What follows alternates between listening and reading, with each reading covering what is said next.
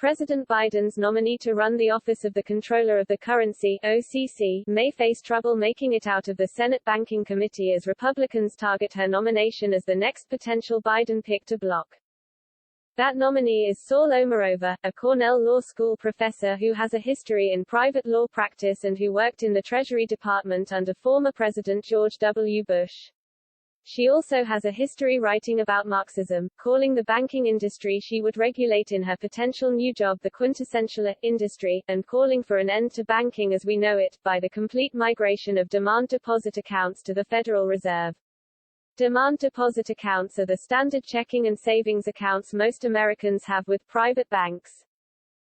Republicans, spearheaded by Senate Banking Committee Ranking Member Pat Toomey, are aggressively highlighting these elements of Omarova's history as they put up staunch resistance to the president's OCC pick. It's not every day that we're presented with a nomination for a Lenin Scholarship recipient who attended the Moscow State University and wants to end banking as we know it in the United States, Senator John Thune, RSD, told Fox News Monday. If her nomination advances out of the Banking Committee, it will be an easy no vote from me.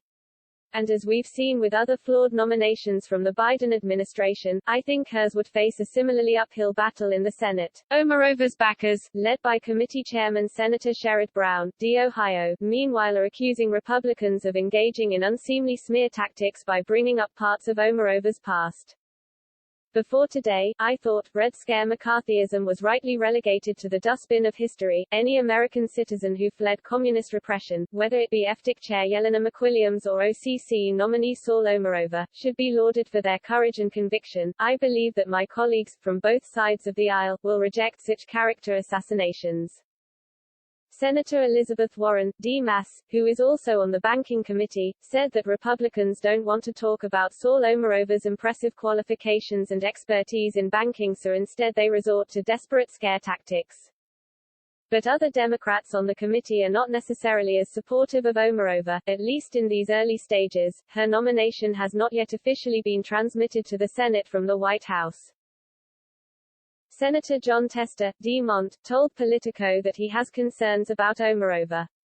And Senator Mark Warner, DVA, told Politico that he won't make any comments one way or another on Omarova until after I meet her.